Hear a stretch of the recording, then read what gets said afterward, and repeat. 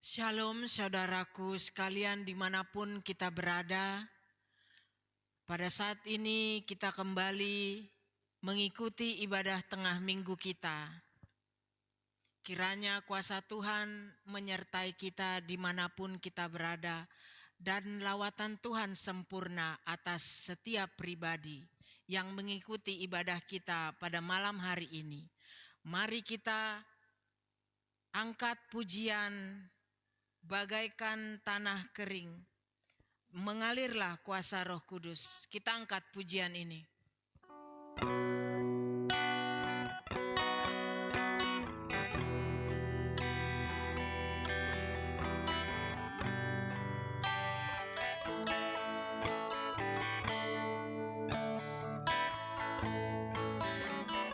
Bagaikan tanah kering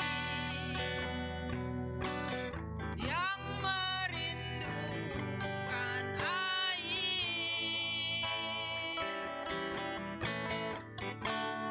demikianlah jiwaku haus akan Engkau. Ku rindu selalu hadir-Mu di hidupku,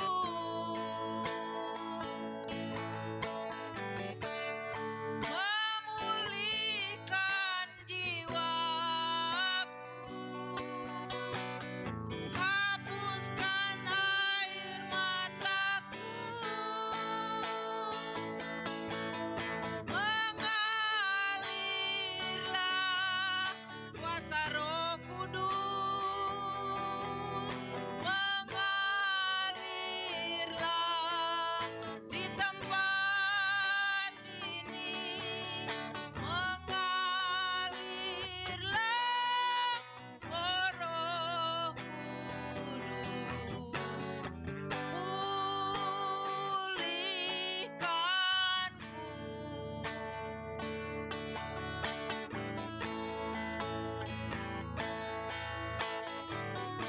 Bagaikan tanah kering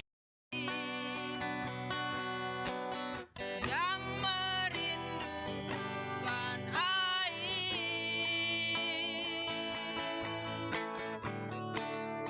demikianlah jiwaku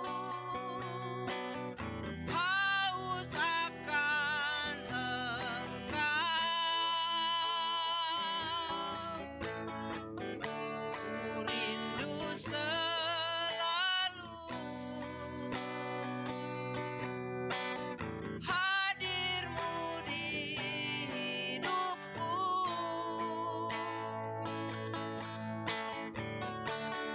memulihkan jiwaku, hapuskan air mataku, mengalirlah kuasa Roh Kudus, mengalirlah di tempat ini, mengalirlah, oh Roh Kudus, pulihkanku, mengalirlah, mengalirlah kuasa Roh Kudus, mengalirlah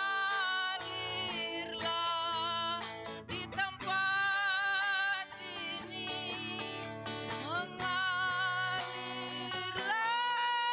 oh Roh Kudus, di hidupku. Haleluya. Mari kita satu dalam doa.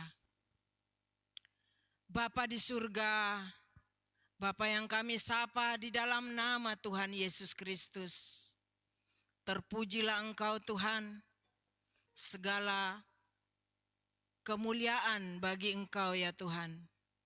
Atas perkenanan-Mu pada saat ini boleh memperkenankan kami memuji memuliakan nama-Mu dalam ibadah tengah minggu kami Bapa. Persatukan kami dalam iman, harap, dan kasih. Kiranya ibadah kami ini boleh menyukakan hati-Mu Tuhan. Tapi terlebih dahulu kami datang sujud menyembah-Mu, memohon pengampunan atas segala pelanggaran kami ya Bapa. Supaya tercurah berkat-berkat yang dari surga. Untuk memulihkan jiwa kami yang penat ya Tuhan. Bapa di surga, dimanapun kami mengikuti ibadah ini, kiranya lawatan Tuhan menyertai kami semua. Dan kuasa Roh Kudus menaungi hati, jiwa, dan pikiran kami. Begitu juga tempat kami beribadah saat ini. Ke dalam tangan-Mu Tuhan kami serahkan ibadah kami ini dari awal, pertengahan, sampai pada akhirnya. Terpujilah nama-Mu di dalam nama Tuhan Yesus Kristus yang adalah Tuhan dan Juru Selamat kami yang hidup. Haleluya, amin. Kembali kita angkat pujian. Peganglah tanganku Roh Kudus.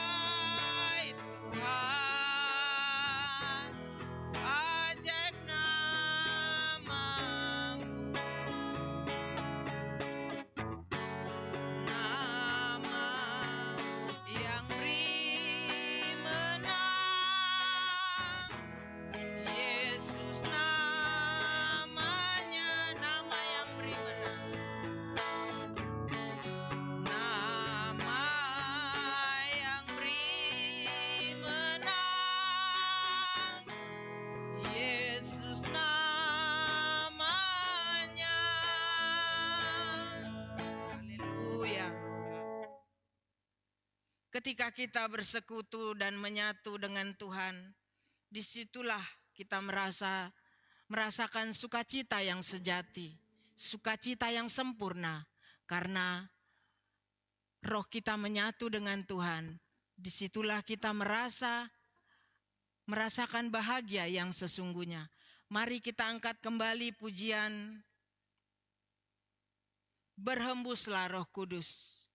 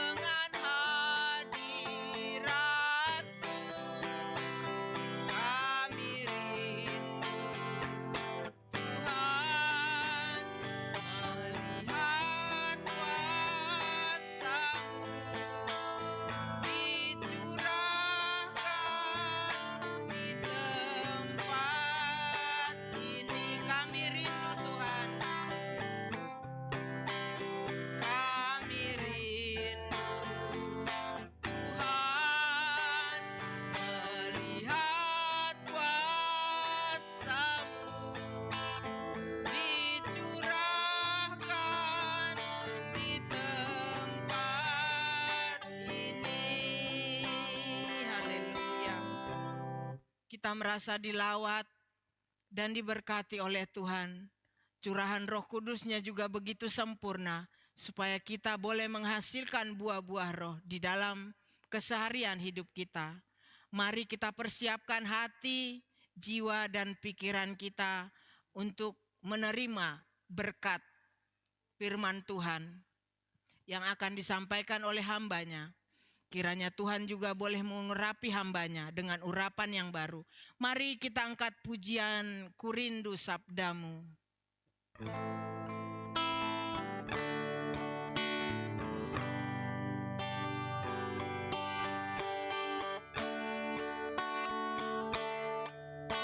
Ku rindu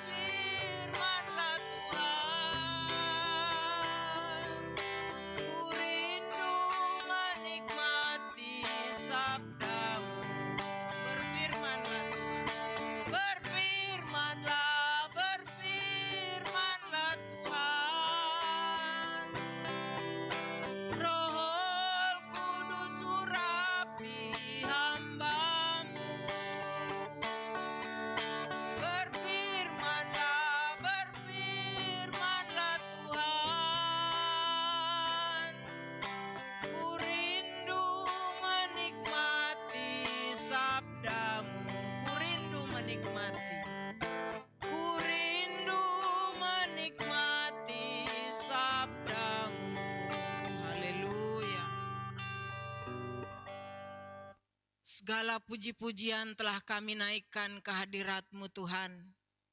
Kami juga merasa dilawat oleh kuasa Roh Kudus dan hadirat-Mu Tuhan hadir di dalam hidup kami, di setiap hati, jiwa, dan pikiran kami. Terima kasih atas segala anugerah kebaikan-Mu yang telah Kau berikan kepada kami Tuhan.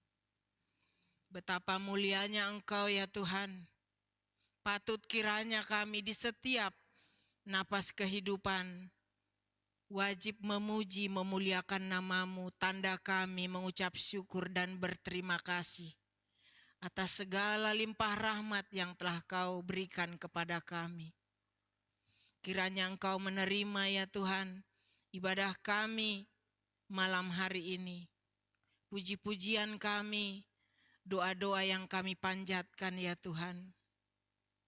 Dan sebentar kami akan menikmati sabda-Mu ya Tuhan, yang akan disampaikan oleh hamba-Mu. Terlebih dahulu Engkau mengurapi hamba-Mu dengan urapan yang baru. Dan sembunyikan dia di bawah kaki-Mu ya Tuhan. Dan kiranya berkata-katalah Engkau melalui hamba-Mu ini. Dan biarlah firman-Mu menjadi rema. Dan firman-Mu juga biarlah menjadi hidup di dalam hati, jiwa, dan pikiran kami. Dan kami siap melakukan dan menjadi pelaku-pelaku firman-Mu yang setia. Terima kasih Bapa di surga. Terpujilah nama-Mu di dalam nama Tuhan Yesus Kristus, yang adalah Tuhan dan Juru Selamat kami yang hidup. Haleluya. Amin. Shalom, salam di dalam damai sejahtera Tuhan Yesus Kristus. Selamat kita bertemu kembali di dalam kebenaran Injil. Ajaran Injil sepenuh dalam ibadah tengah minggu kita di bulan Mei, yang menjadi bulan Pentakosta bagi kita di tahun 2024 ini. Saudara-saudaraku yang berbahagia, kita baru saja selesai mengikuti rangkaian ibadah Pentakosta yang dimulai dengan ibadah kenaikan dan dilanjutkan dengan ibadah penantian doa puasa selama 10 hari. Dan akhirnya ditutup dengan Hari Raya Pentakosta sebagai puncak perayaan dari KLB. Apa itu KLB? Kebaktian luar biasa. Saudara-saudaraku, ajaran Injil sepenuh telah menyatakan dan membuktikan kepada kita bahwa rangkaian ibadah yang telah kita laksanakan itu bukanlah ibadah biasa, melainkan ibadah atau kebaktian luar biasa, KLB. Itu sebabnya saudara-saudaraku, pada hari ini tema firman tengah minggu kita mengambil judul Hari Raya Pentakosta. Tentang ibadah Pentakosta yang sesungguhnya adalah hari raya utama Perjanjian Baru yang setara dengan Natal dan Paskah. Sebagaimana hari raya atau 3 hari raya utama umat Yahudi yang ditetapkan oleh Allah sendiri, yaitu pertama hari raya Paskah dan roti tidak beragi, kedua hari raya 7 minggu, dan ketiga pesta Pondok Daud. Saudara-saudaraku yang berbahagia, hari ini kita akan membahas makna dan kebenaran dari hari raya Pentakosta sebagai rangkuman, sebagai bunga rampai dari seluruh firman Tuhan yang telah kita terima selama kita mengikuti rangkaian ibadah Pentakosta itu. Untuk itu, mari kita periksa Alkitab kita yang tertulis dalam Kisah Para Rasul 2 ayat 1-7. Ketika tiba hari Pentakosta, semua orang percaya berkumpul di satu tempat. Tiba-tiba turunlah dari langit suatu bunyi seperti tiupan angin keras yang memenuhi seluruh rumah di mana mereka duduk.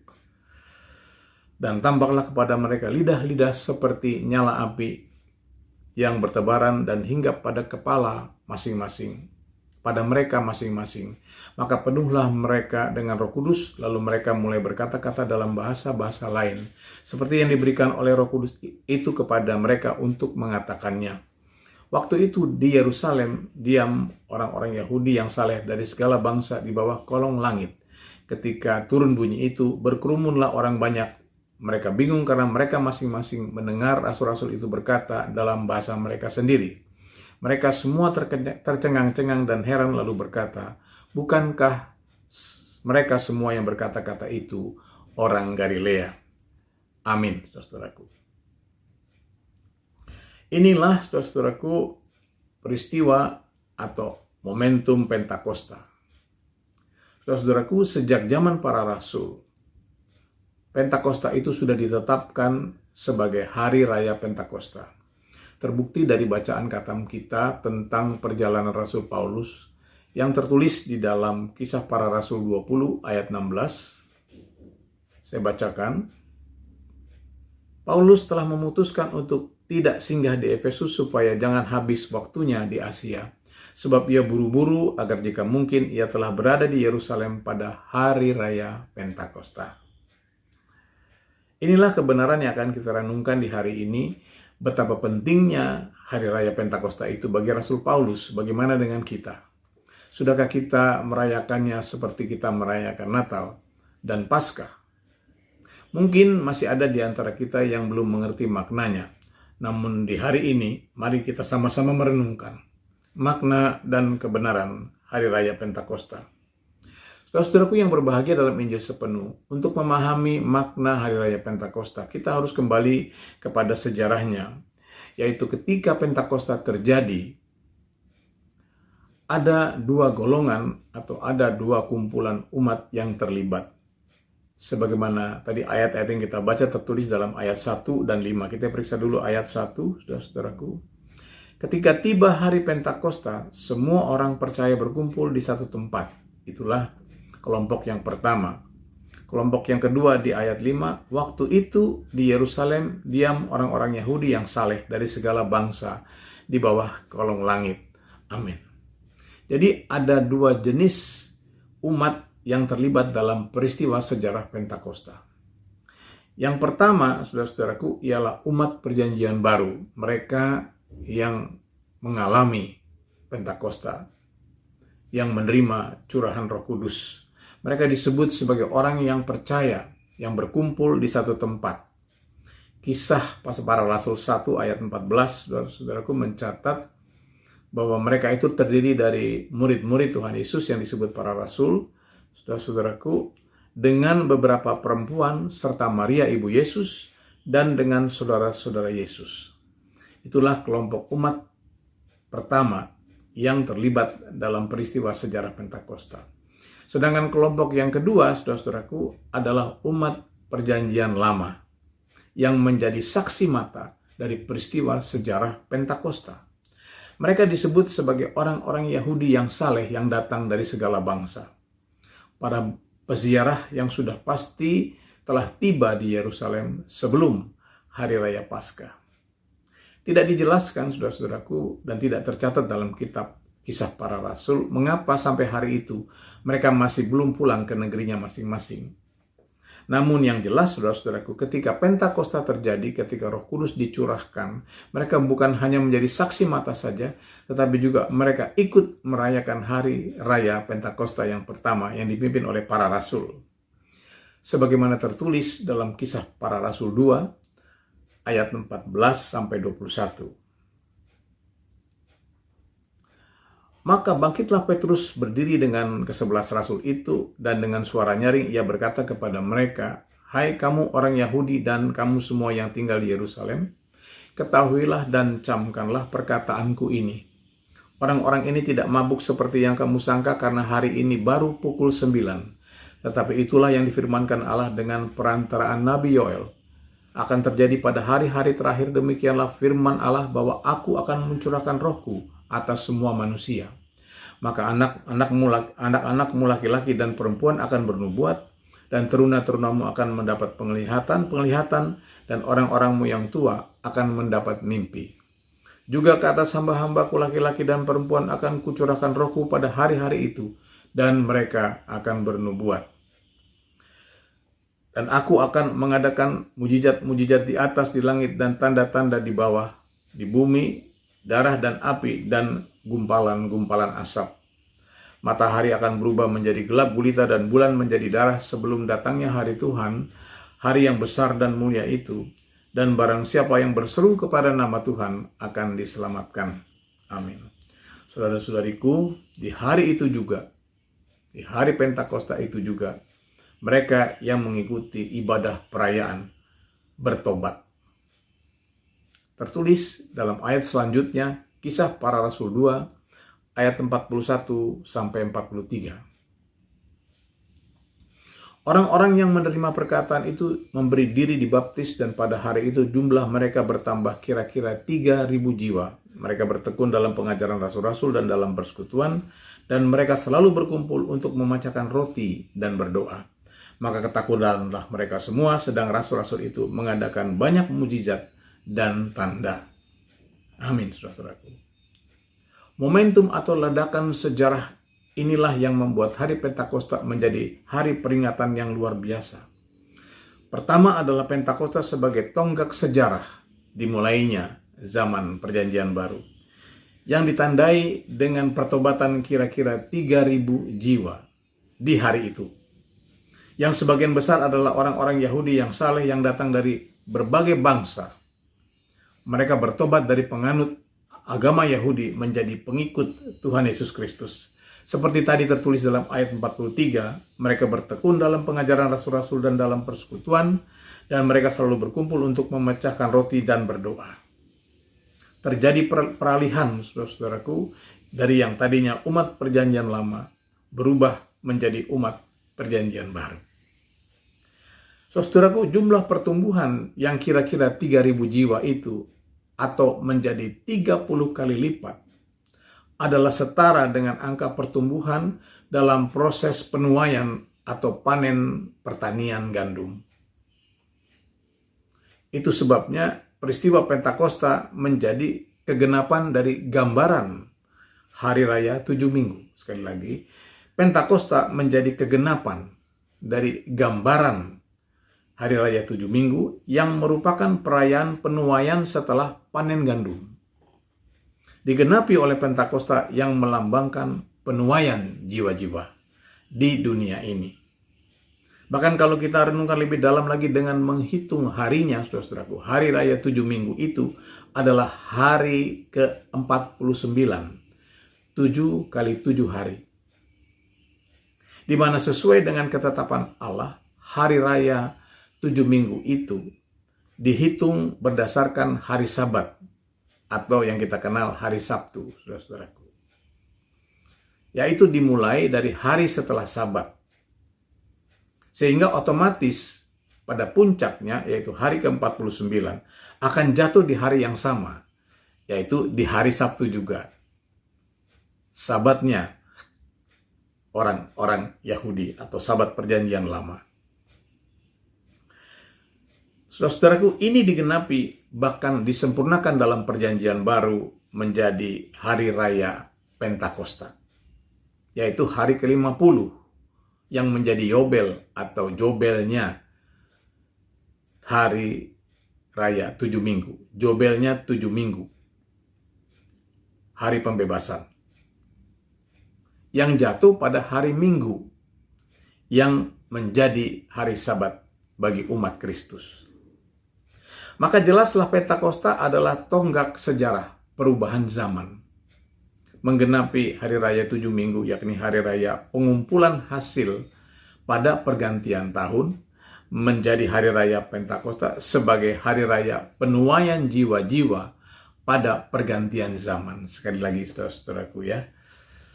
Penggenapan itu adalah menggenapi Hari Raya 7 Minggu sebagai Hari Raya penuaian pengumpulan hasil pada pergantian tahun, menjadi Hari Raya Pentakosta sebagai Hari Raya penuaian jiwa-jiwa pada pergantian zaman. Dari zaman Perjanjian Lama beralih menjadi zaman Perjanjian Baru dengan kriteria 3 tata ibadah.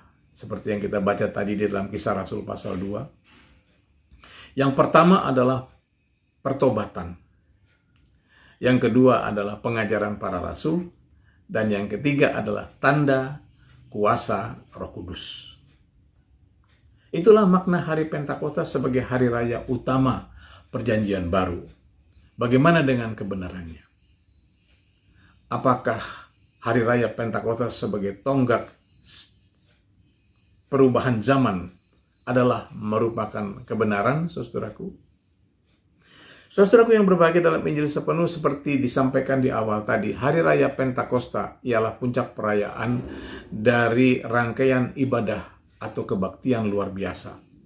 Maka untuk mencari dan menemukan kebenaran hari raya Pentakosta, kita harus menggali dari mulanya. Hari raya Pentakosta itu diawali dengan 2 ibadah pendahuluan, yakni pertama, ibadah kenaikan Tuhan Yesus ke surga, yang dilanjutkan dengan yang kedua, ibadah penantian, doa, puasa selama 10 hari. Kalau kita mulai menggali dari ibadah yang pertama, yaitu ibadah kenaikan Tuhan Yesus Kristus, ada tertulis, sebelum Tuhan Yesus naik ke surga, ada percakapan terakhir antara Tuhan Yesus dan murid-muridnya. Itu tertulis dalam Kisah Para Rasul 1, ayat 6-9. Maka bertanyalah mereka yang berkumpul di situ, Tuhan, maukah Engkau pada masa ini memulihkan kerajaan bagi Israel? Jawabnya, Engkau tidak perlu mengetahui masa dan waktu yang ditetapkan Bapa sendiri menurut kuasanya. Tetapi kamu akan menerima kuasa kalau Roh Kudus turun ke atas kamu. Dan kamu akan menjadi saksiku di Yerusalem dan di seluruh Yudea dan Samaria dan sampai ke ujung bumi. Sesudah ia mengatakan demikian, terangkatlah ia disaksikan oleh mereka, dan awan menutupnya dari pandangan mereka. Amin. Kita tahu bahwa pertanyaan murid-murid tentang kerajaan itu adalah pertanyaan terakhir yang memanfaatkan waktu sesaat sebelum mereka berpisah, sebelum Tuhan Yesus naik ke surga. Para murid menanyakan tentang kerajaan.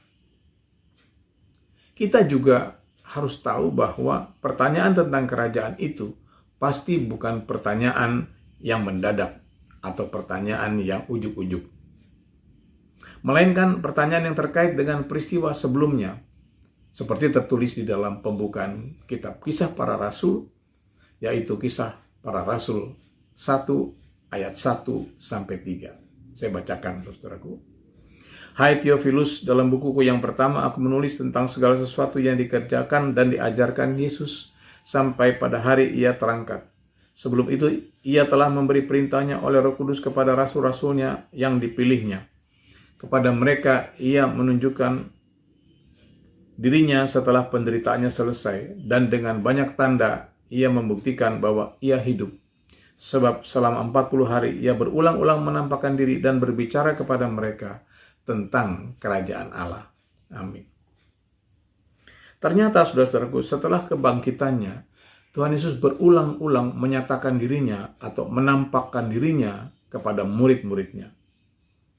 Rasul Paulus menulis dalam 1 Korintus 13 itu kemungkinan lebih dari 500 kali. Untuk apa Tuhan Yesus berulang-ulang menyatakan dirinya?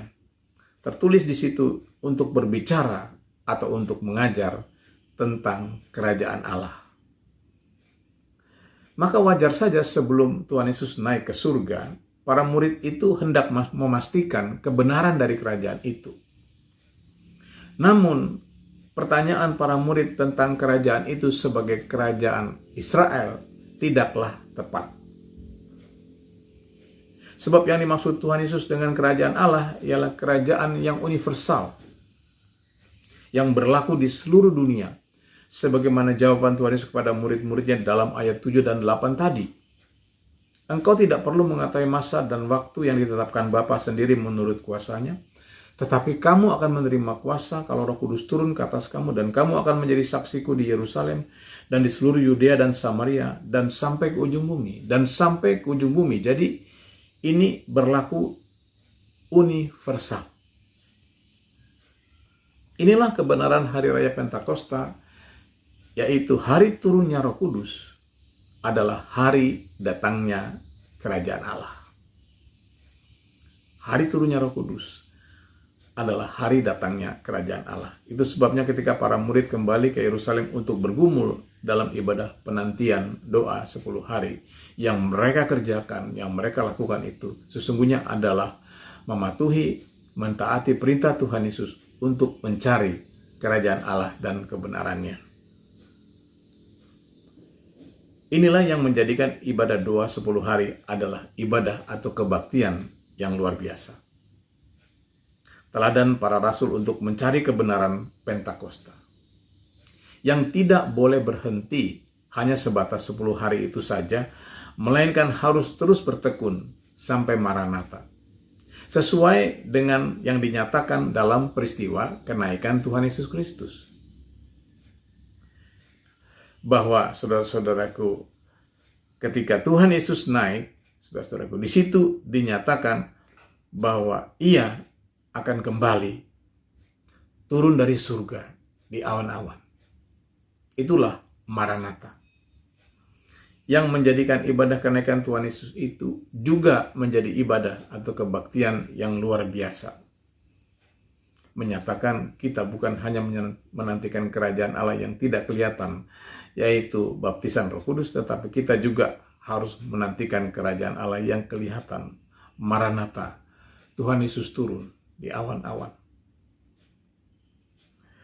Saudara-saudaraku yang berbahagia, kedua KLB itulah yang mengukuhkan peristiwa Pentakosta atau Hari Raya Pentakosta sebagai kebenaran, yaitu sebagai tonggak sejarah zaman Perjanjian Baru, sebagai zaman kerajaan Allah, yang berlaku dari Hari Raya Pentakosta di Yerusalem sampai kepada Maranatha, Tuhan Yesus datang kembali.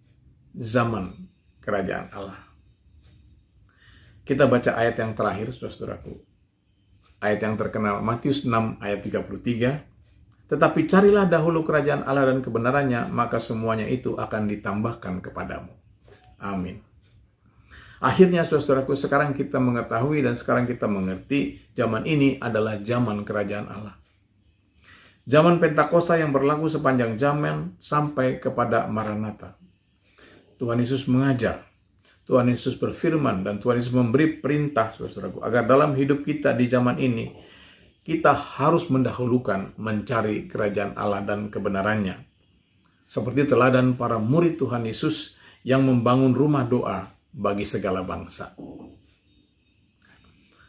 Itulah jemaat Perjanjian Baru. Jemaat yang mula-mula, gereja Pentakosta yang mengalami curahan Roh Kudus. Agar hidup kita di zaman ini, saudara-saudaraku, tetap aman, tentram, dan sejahtera. Kehidupan di bumi seperti di surga, kehidupan kerajaan Allah, meskipun dunia sekarang ini dilanda berbagai krisis. Kalau kita mengalami Pentakosta, kedatangan kerajaan Allah, kita akan tetap aman, tentram, dan sejahtera sampai Maranatha.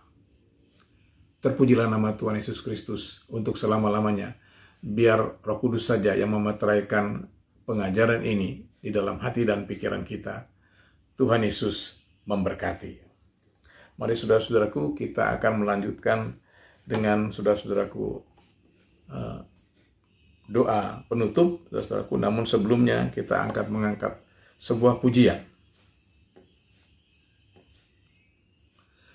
Rumah doa.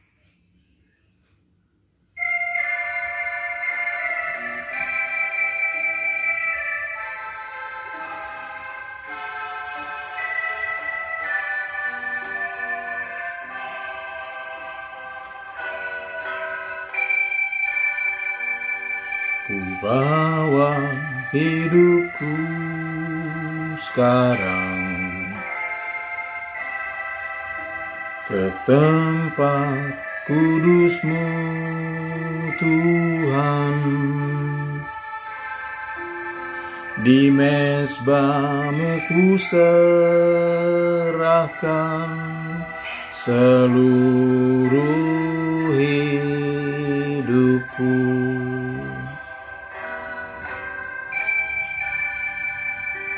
Penuhi aku sekarang dengan urapan yang baru. agar aku lebih lagi mendengar suara-Mu.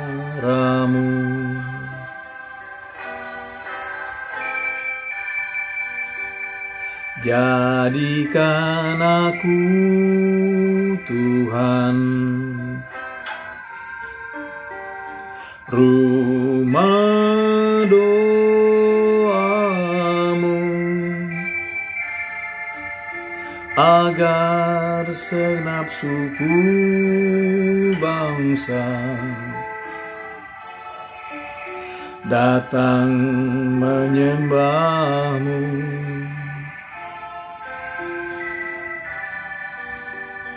Jadikan aku, Tuhan,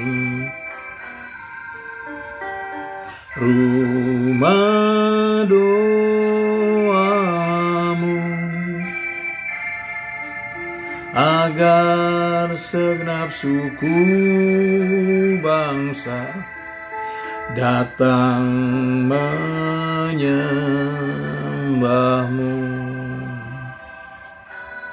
Jadikan aku, Tuhan.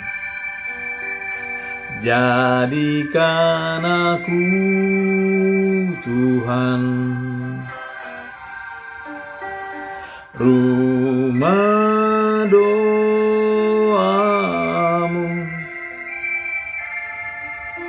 agar setiap suku bangsa datang menyembah-Mu.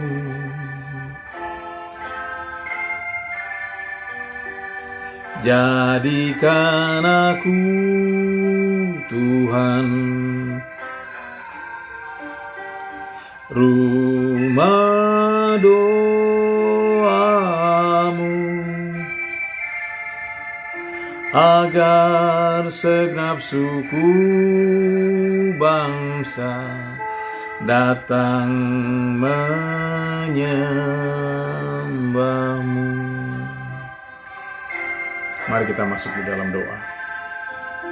Agar segenap suku bangsa datang menyembah-Mu. Mari kita berdoa.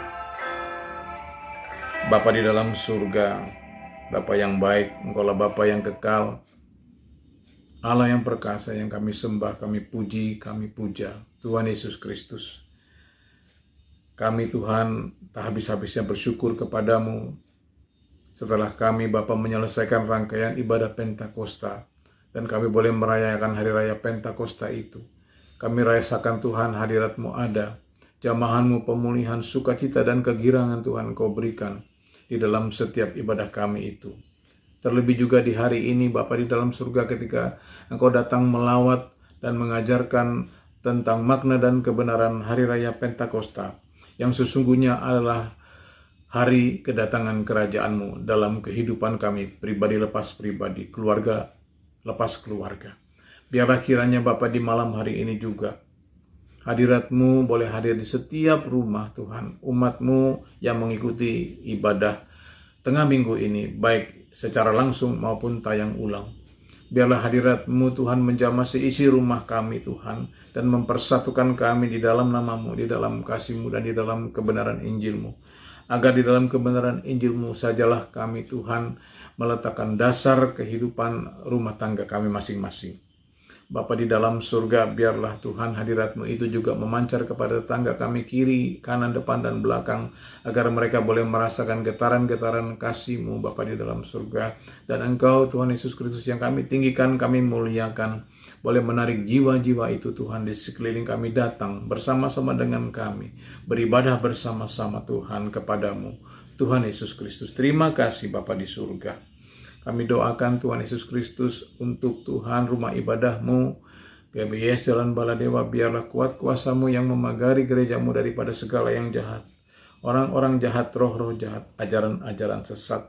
Memancarlah juga kemuliaan-Mu ke sekeliling rumah ibadah-Mu, agar daerah di mana rumah ibadah-Mu itu, Tuhan Yesus Kristus, berada, boleh datang Tuhan, segenap Tuhan umat yang tinggal untuk Tuhan di sana, untuk beribadah bersama-sama di gerejamu itu. Terima kasih Tuhan Yesus Kristus, Engkaulah yang memulihkan jemaatmu GBS Jalan Baladewa. Terima kasih Bapa di dalam surga. Kami juga menyerahkan kehidupan seluruh sidang jemaatmu dari yang termuda sampai yang tertua.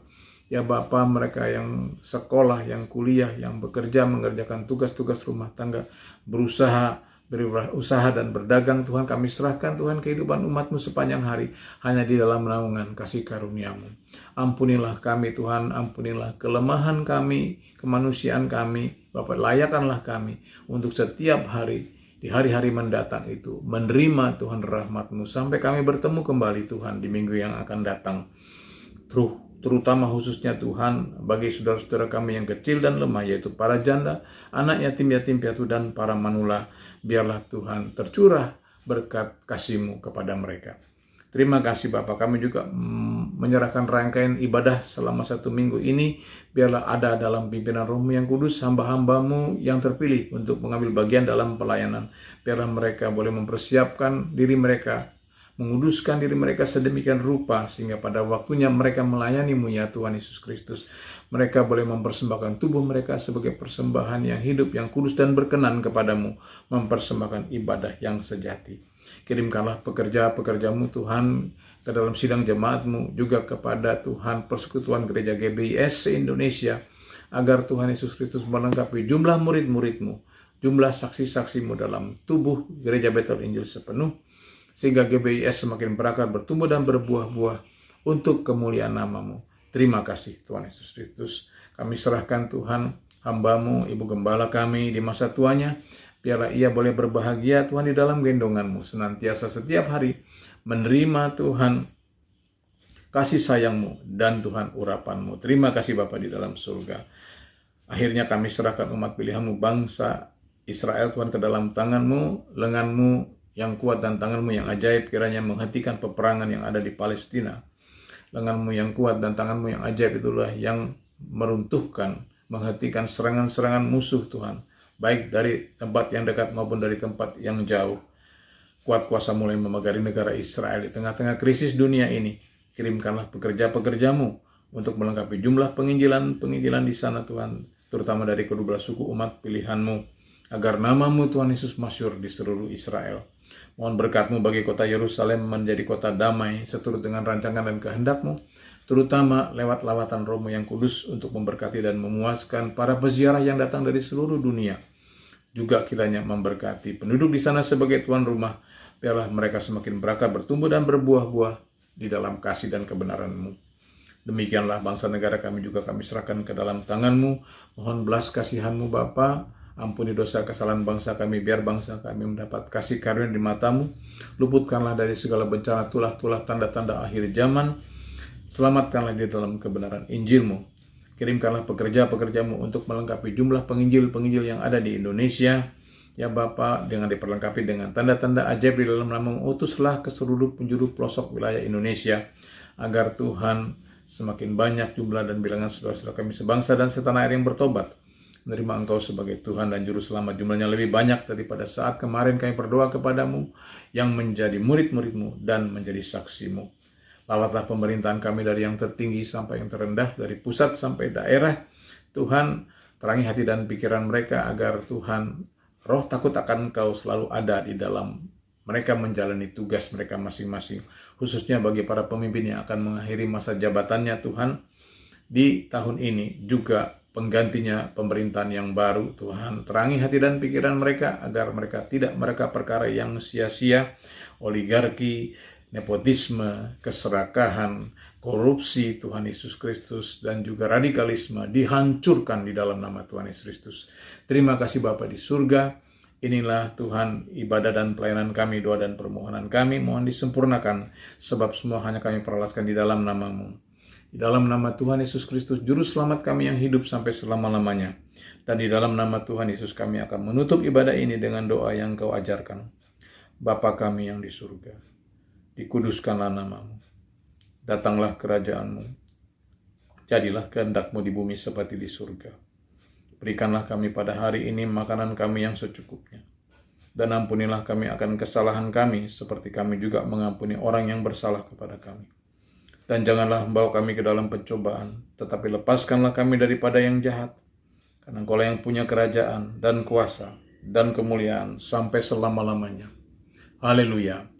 Amin. Shalom.